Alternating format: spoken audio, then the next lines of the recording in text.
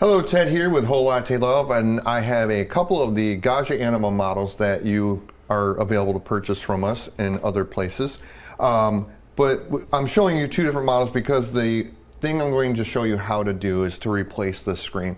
Now, the only difference between these two models, this is the Anima Prestige, and that is the regular Anima, is the hot water function. So in order to change the screen, there's one little difference between the two of them that we have to do. Very minor. So I'm going to show you that. Yeah. Other than that, everything else is the same. All right, let's get into it. Now, if you need to replace the screen, like if your screen is completely blank, as long as the machine has operation going on, like when you first turn it on and you hear that brew group doing the thing or whatever, right? That means the machine has power. It doesn't mean it. You know, if your screen is blank, it doesn't mean that the machine doesn't have power. Okay. So you have power, but you have nothing here. Mm-hmm. So that means your screen has gone bad for whatever reason. Other things that can lead you to needing a new screen would be that the screen is just completely red. For some reason, it happens where the screen just loses the functionality of showing the displays and all that, and it just diverts to the red screen, which is the warning screen with the symbols that indicate what's going on. It'll just be blank red. So that will be your key indication, blank or red. If it's blank and the machine has power, then your screen is bad. All right. So we're going to show you how to replace that real quick. So the first thing you need to do is you got these trim pieces on the outside here. You can also remove anything that's attached to it. But we need to get these trim pieces to come off, and they come off relatively easy. You can pry, if you have my tools that I use at my bench all the time, you can pry behind this trim piece right here and kind of get it to pop out like that. And then you're going to move up and kind of pull and slide it out. You kind of pushed it with your thumb in there. I kind of pushed and it. Pulled from kind of helped there. guide it at the same time. But you're just going to get it right out of there. All right. You're going to do the same thing on the other side. You're going to pry it out. And you see this one already popped up a little bit. And we're just going to slide it off. Okay. Now, if you do happen to break these, like when reinstalling it or anything like that, we do have these that you can buy with new clips, because that would be the only thing that would break is the clips on them. Okay.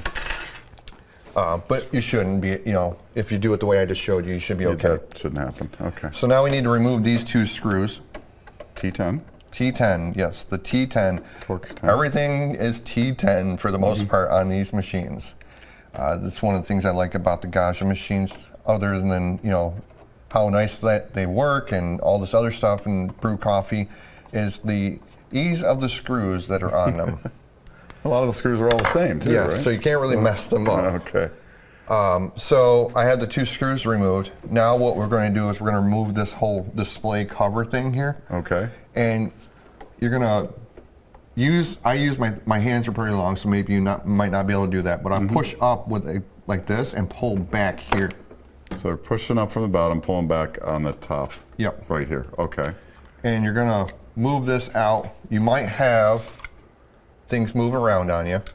So you got the little power button. Yeah, the little power button, you can see it kind of moved out of the way. I'll sit here and I'll hold my finger over that rubber piece and get the power button to fall out. Fall out, okay. This rubber thing, I just kind of reposition it and get it seated back in. Okay. It's holding that clear plate. Okay. And the plastic thing behind it. Okay. In place. So if any of that moves, that's just basically reseating everything just the way that this looks right here. And don't put an oily finger on the don't stick your finger on there, on the inside anyway. Because you'll be taking it back. If you do, you'll be like, there's fingers in there. Okay. So make sure you don't do that. But yeah, we'll take that and set that off to the side. We'll set our power button off to the side. Now we can go after this one screw that's way back in here, in the middle. Back in the recess there. Yep, there it is. Okay. And that's a T10 screw. Surprise. And I have a magnetic tip screwdriver, so once I get it unthreaded all the way, which should be now. The screw doesn't want to come with it. I need to remagnetize my screwdriver. Uh-oh. Got it. There it is. Okay. But that's why those come in handy. Yeah, I mean, something that's set back in there, it's really hard to fish out if you don't have a magnetic tip. I mean, you can always work it out with like a paper clip or tip the machine forward or whatever you want to do. If you do that, make sure everything's empty. But with that screw out, this thing here can now come off. We have to slide that down. Slide down the spouts. Okay. And then each side has these fork arms. Okay. They go into a slot in here, two slots on each side. So we're going to lift up So you're lifting up on that. and then kind of tweak this forward like that. Pulling forward. And what we're doing is we're clearing this now Okay. from that. So it has to like maneuver around it, Okay. which is why you need to move this down because this will be in the way if it's up. Okay. So now that that's like that, you can actually just separate these two pieces and set them off to the side. And I'm going to show you a trick with this later on, in case you're having The that old drop down spout dropping thing, spouts, yes. which is why I have a pair of pliers here. Okay. Most time you'll just need the T10. Okay. At this point, you can remove the cover after we undo these two screws here. You got T10 screws. These are still T10, but they're different than the rest of them. They're longer and they're stainless steel. Because they're in like a watery area Yes. potentially, right? Yep. Yeah, I mean, you'll see like other screws that are back here, they're stainless steel, they're also T10. Okay. But that's because they will get moisture on them and so on and so forth, so they use stainless steel in certain areas and then regulars in the other areas. For no corrosion. Yep. of those. So we got those out. Okay. Now we can pop that forward, but I'm going to show you real quick what you need to do on that one. So this is just the base Anima, yeah. Yep. So all the other stuff is the same. Everything else as the I same? just showed you. The only difference is this arm. So we have to get the arm out of the way in order to pull that forward. Okay. So I'm going to move that to the side. And you see that slot right there on the underside? Yep. Flat blade screwdriver.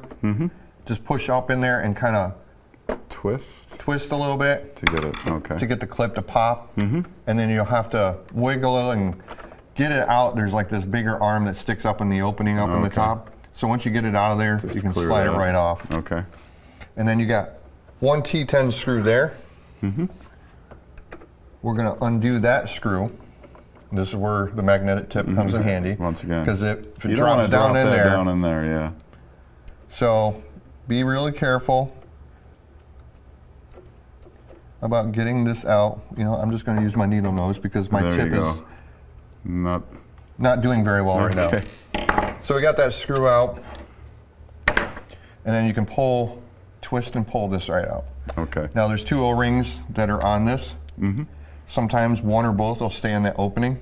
You don't want that. Just fish them out, make sure they're both on this shaft before we reinstall it. Okay. Okay. So we'll reinstall that once we go back and put all that back together. So that's the only difference between the two. You get all this. If you have this model, remove the arm. Okay. Now that we got that situated, we can kind of pry out on the sides here, on both sides. Both sides are doing the same thing on the other side. Yeah, and then I'm going to pull forward. Okay, and then it just pops off. Yep. And we're going to slide it right off. We got these little clips here on either side that kind of lock in back here, which is why I'm pulling it out and then forward, because it'll clear them and I can pull this right off. Okay. So we're going to set off to the side. Now we're at the button screen area. We're going to undo this plug right here. And you're just going to lift that flap up and you're going to kind of get underneath, and it's going to be hard for me to show you this, but you're going to get underneath the ribbon cable and you're going to use your thumb on the top part of the connector and you're just going to wiggle and pull. Wiggle until it's loose. The reason I do that is that you don't want this orange part on the top to pop off because it's just snapped in on the sides. Okay. And if that pops off, you're more than likely broke something on either side, and that ribbon is being pressed in between there. Okay. And they're all on little connectors. So if that pops off, you have the chance of removing that ribbon from one of those connectors, and it might not make a good contact after that. You don't want that to happen. No. So underneath, thumb, wiggle, pull, that way you can keep it all together. Okay. And then I'm going to tuck that up underneath there. Alrighty. Now I can take this and wiggle it right out. Oh, goodbye. I got my fingers on this black part back here and grabbed around the button here and I just yanked it out. Okay. Now this will separate from it. Okay. Don't worry about it. You'll show us where that goes. We'll show you how to put that back in there. It's Okay. not needed for what we're going to do right now. Okay. So now we're at the button control and screen out of the machine. We don't need to worry about the machine right now. We're just focused on doing this screen. Okay. So in order to do the screen, we need to separate this from this. Okay. So what we're going to do is we're going to go after these two screws. I got lost there for a second. Yeah, that's okay. We're going to get our T10 screwdriver. We got 2 screws here and here. We're going to unscrew those.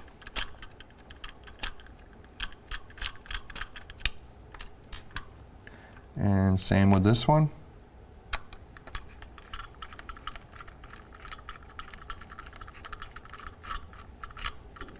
And we got those out.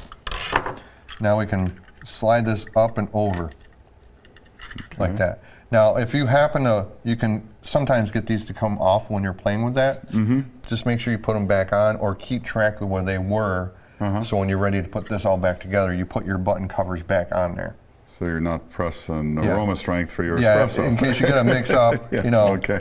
And I think, So yeah, actually they have them so you can't really mess them up anyway. Oh, okay. Because there's a slot in the rubber here. And they're a little different on each one. And they have the receiving peg. And so you can see that when I pulled this one off, that slot is a different spot. Makes sense. So if they do come off, just make sure you put them back on when we go to put that thing back on there. So at this point, I'm going to set it down here. And we got these 2 wire connectors that I'm going to disconnect. This one just pulls right out. You're going to hold the board and kind of wiggle and pull that out. Okay. This one here has this little black connector thing here. You see the ribbon cable goes in like that. We need to pull up on that black part.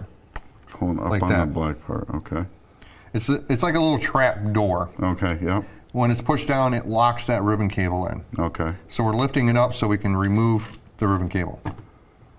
There's not even a connector on the end of it. Nope, it's just a flat ribbon cable. It's got little metal contacts on it. Right.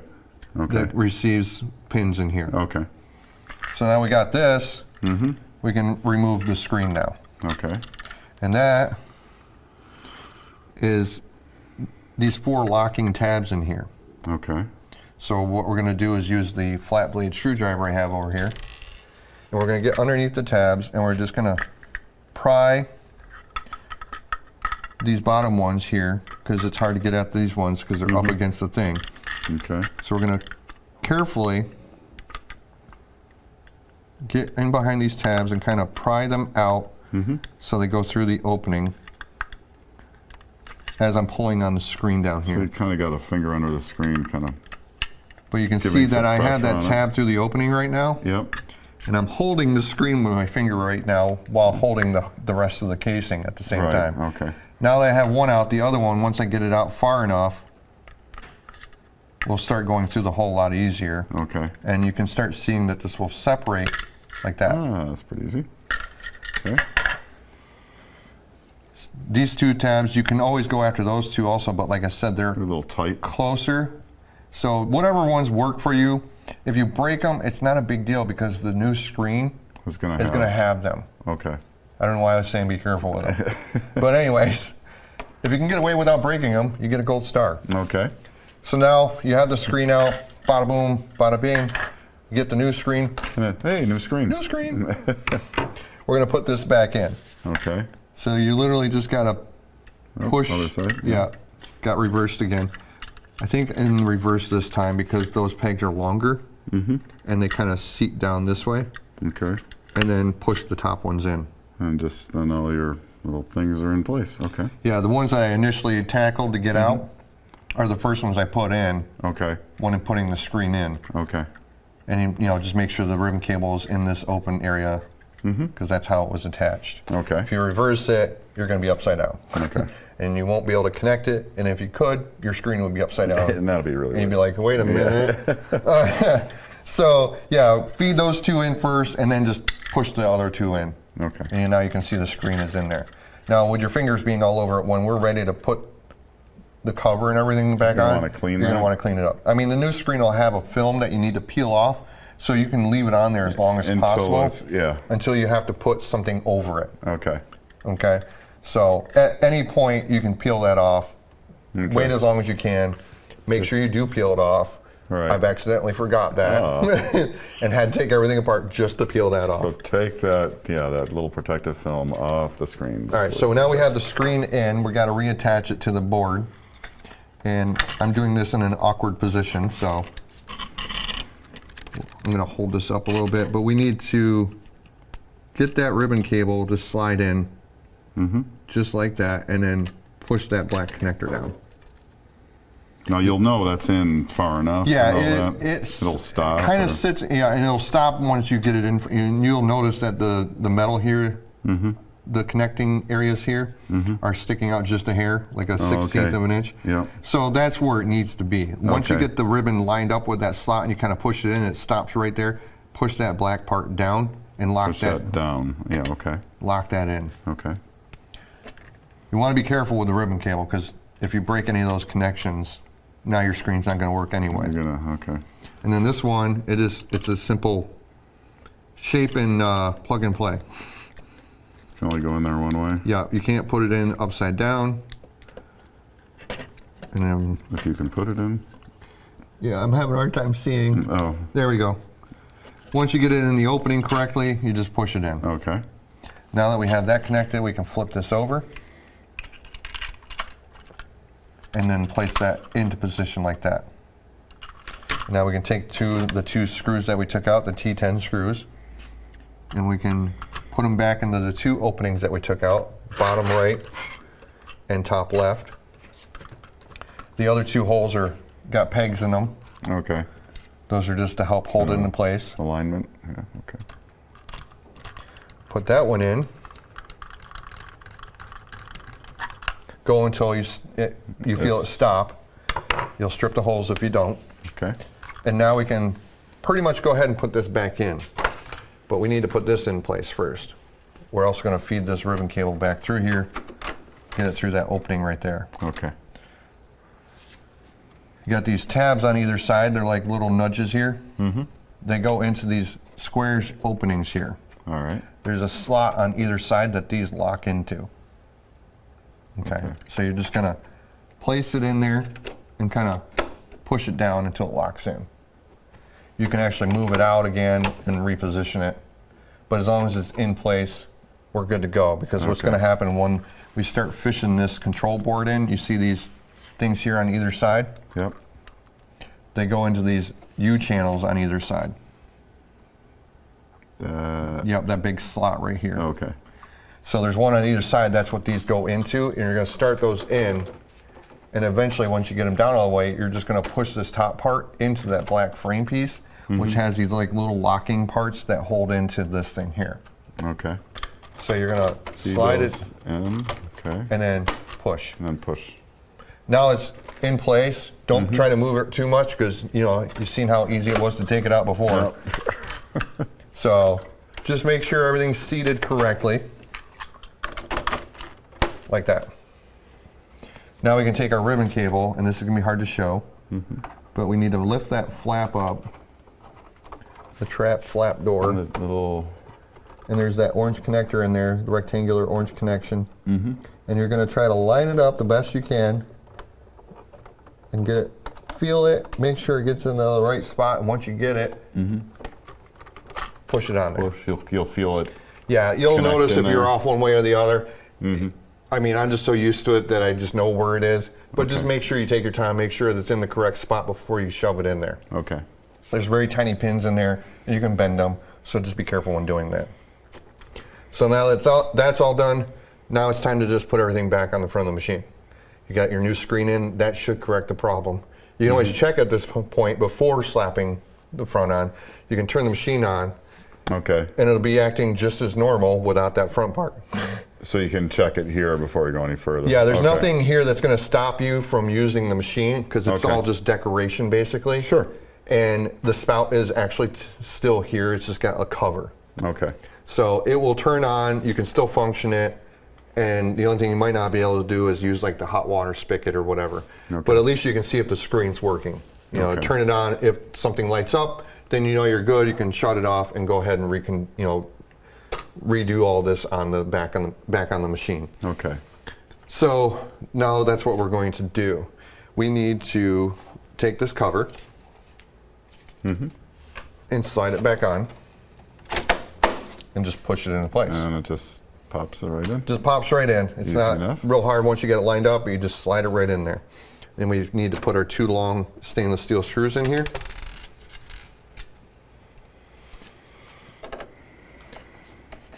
Those are the longer ones. They're actually a little bit more of a coarser thread too. Okay. Not a lot, but and go until they snug up.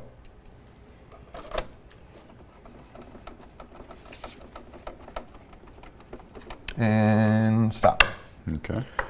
That's on. Now we can put our spout thing back in here. These guys. Mm-hmm. This is where I'm going to show you the little trick, which we have a video on how to do this in the first place in case you have this problem. Sometimes these spouts like to drop on their own. They have these rubber seals on these arms that come up along the side here. Mm-hmm. And they either get worn out or the plastic tends to bow in over time, whatever it is. My trick is to use a pair of pliers. You know, you can use a channel locks, you can use whatever you want. I usually just kind of go on this tab and kind of press out just a little bit and give it a little force and hold it there for a second. Mm-hmm. And then do the same thing on the other side. Now another trick you can do is if you have somebody that has like a lighter or one of those trigger lighter thingies, you can have them kind of heat it up as you're holding it, but be careful where you're putting it. And don't go. And it'll help soften the plastic. And then let it cool. And then let it cool. And it'll stay more in that position. It'll stay more in that position. Okay. But that's just one quick, easy thing that you can do to help that from stop. Hey, while you're dropping. here, if you have droopy Yeah, spouts, I mean, I do that. Like when I get the machine on my bench, if I notice it's dropping, I take care of it as I'm doing the other repairs. Sure. So now we got that situated. We're going to take these two guides here, and then they go on each side of this rail. Okay.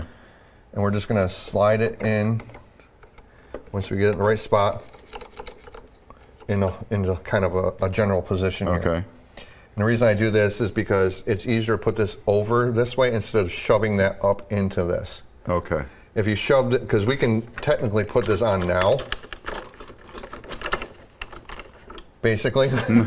Once we get it in there, you can also push this up in here. But that's not the preferred method, right? It's not my preferred method because you have the possibility of like bending those back in. Denting them in or moving the rubber down. Sure. Because they actually slide up and down here if you actually force them enough. Okay. And then you just might have that spout problem again. Sure. So I put the spout on first because it's easier to slide this over the top. The top of it. Okay. Spout first. Spout. Now you see the four arms here? Mm-hmm. Two slots on either side. We got to have it go over the spout, under this, and you just kind of wiggle around, and then you kind of get those legs to go in the openings. Yep. And push it in, and then push it down. Push it down, okay. And it helps lock it in there a little bit. And if I hold this, nice, your spout's nice and tight. It's nice and tight right now. Okay. And we can take one of our T10 screws and put it back in the middle down in here. Got it on the first shot. Hey. Get my tool back on there. There we go. And tighten that down until it stops. Okay. Okay. We got that. Now we can put our screen cover, that whole assembly there on. Now don't forget to take that screen protector off. Yeah, this is where you would take the protector off, or if you had taken it off, like right now ours isn't on there, we'd wipe this down with a cloth, fiber cloth or whatever, clean that up a little bit, and then put the cover on. Okay. Then you won't have fingerprints on here. Yeah. So we're going to take that and we're going to take our button cover and we're going to put the button cover on. It's got a slot on the one side that lines up with a little peg on the bottom of that. So it can only go on there one way. Yeah, you can't put it on upside down. As you can see, I'm trying to and it won't let me. Right. If I go the other way, it just slides right out. Okay. You can also look at the symbol, the line facing upwards. Line facing up, okay. I set that into position because what I'm going to do is I'm going to guide this over and I want the button to kind of just follow that channel. Right. It's a lot easier to put it on here than put it in here and then try to keep it oriented right, yeah. So I'm going to position that, if you can see down in here, like that, where the button is just starting in the channel, and then I'm going to angle this upwards like that. And you see I kind of just generally slid it in. Yep. Now you can see that the button is down from the hole. I just push down on this so the button pops into the opening, and then you got to push on it. Push and it pops into place. Yeah, there's two locking tabs on here that go into a slot. It takes a little bit of force. Sometimes I actually have to. But make sure that button's lined up before you go. Yeah, that's why I was guessing. making sure to point that out. You got to make sure that's lined up and then shove it in. Okay. Sometimes one side will go in. You might just have to like bang on the other side and get it popped in. All right. They will go in. So now you got that, you can take your last 2 T10 screws and put them into the mount up here on either side of the screen holder area till they stop. And that one, and those are in. Now we can take our trim pieces, and they kind of just, you want to start them somewhere around here. I flush them up against this here, and then you can start sliding it this way, and as it's sliding this way, guide this kind of in the general area, and then you're going to push and lock it in. Okay. Same thing with this side. You can't really start it anywhere else because the guides need to be in a slot that's in here. So that's why I say about a 1/4 inch, 3/8 or whatever from that mount. Then start sliding it, guide this in the general area, and then push and lock it in. Okay. Now you're all done. The only other thing I got to show you is if you had this model, There's the steam you wand. have to add the steam wand back in. Okay. And then, you know, just making sure your O-ring's in there. And I usually kind of just use my fingers a little bit, and the oils in your fingers, add a little bit of lubrication to the O-rings. Just helps slide them in there. Okay. So we're going to put that in there, and we're going to wiggle and push it into place, which is going to be hard to show. And then this thing here has to have that slot facing upwards, that opening right here. And we're going to kind of get that to go right back in there. Most time you can leave it sitting there, so you can grab your tool, your T10, and your screw, and this is where you want to be really careful. Don't drop the screw down If there. you have magnetic tip, mine's a little weak right now, but it's still usable.